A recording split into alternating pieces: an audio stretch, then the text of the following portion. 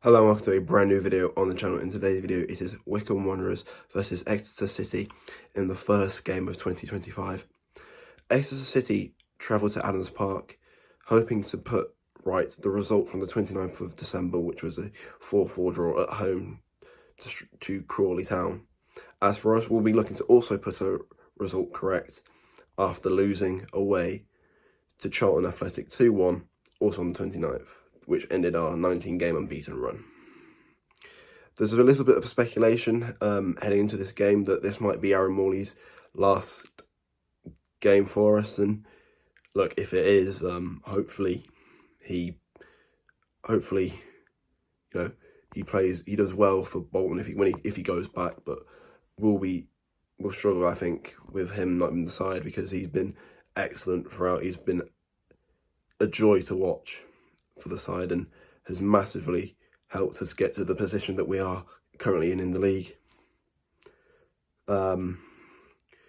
Also, a chance that, some more of the loan players might leave, but I guess we'll have to wait and see what happens with those.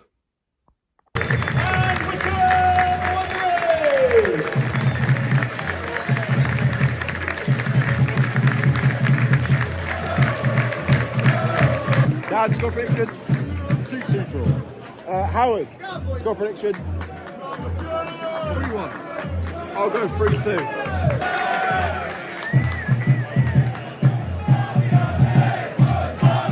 Half-time for Adams Park, Wycombe Wanderers 0, Exeter City 0, and look, we've looked okay, but they've sort of created their own chances for us through their mistakes, and this game needs a goal, but so far doesn't really look like it's going to get one. They've had a few free kicks due to needless fouls given away, but nothing much really has happened in the first half, so hopefully the second half will pick up.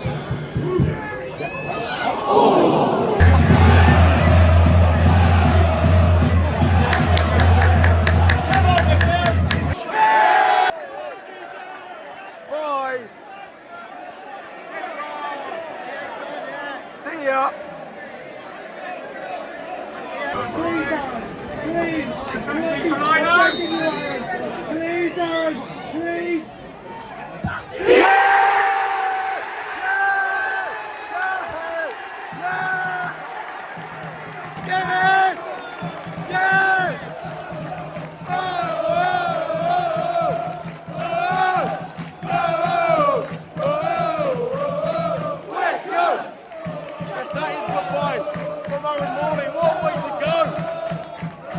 Get in! Get in!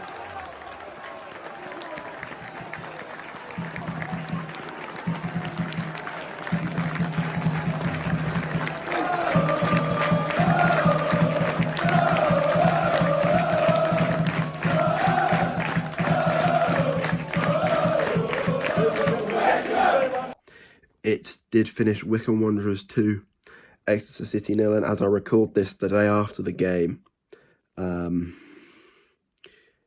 it was announced, unfortunately, that Aaron Morley has been recalled back to Bolton, and also Caleb Taylor has also been recalled back to West Brom, both of which are huge losses for us.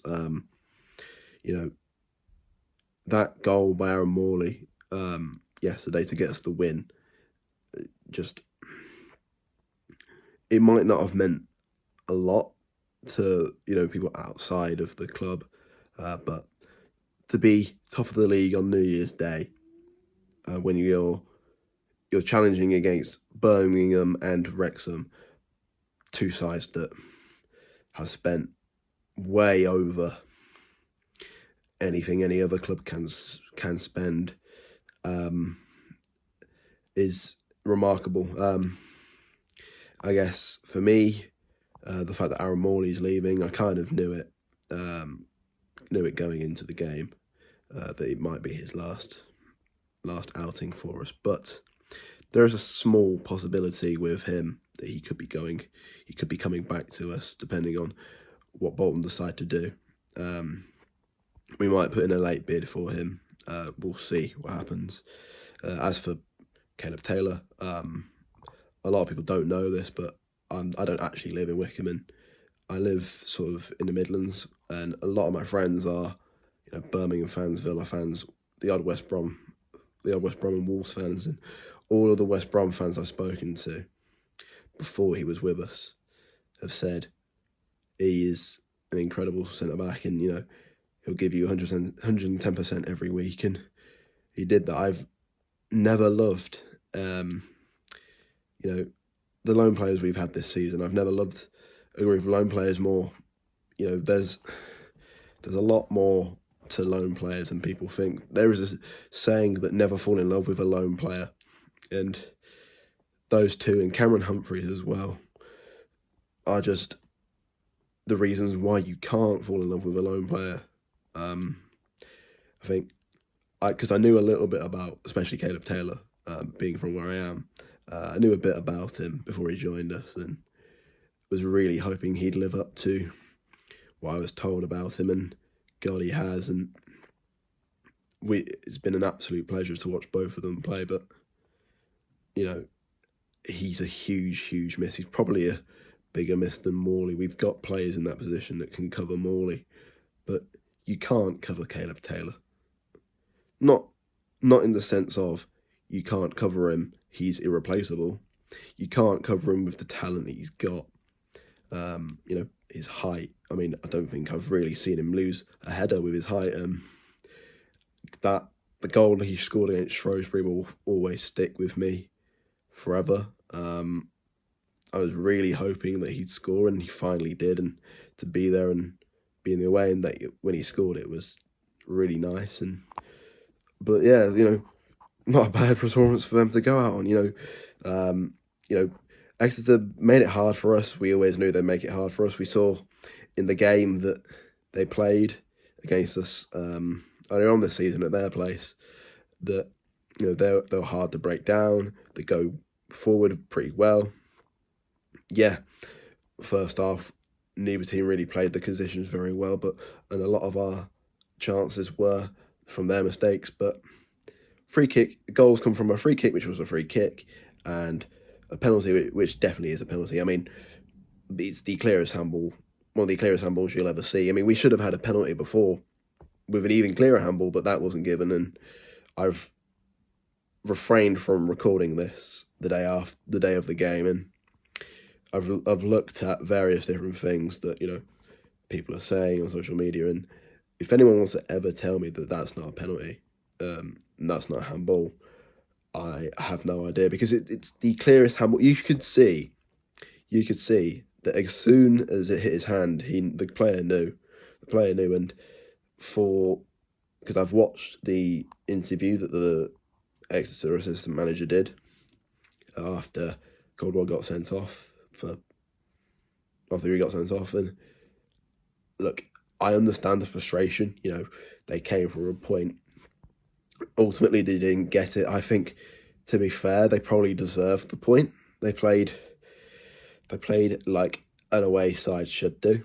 They didn't get the point, and there's a bit of frustration there, but it was a penalty, and I would look, if that was given against us, I wouldn't have been surprised. But I'd also, at that stage of the game, they probably thought the point was there, and I'm guessing that might have been a little bit of the frustration as well. But to be fair, credit to the supporters that travelled. I think it was something like 640 that travelled on New Year's Day.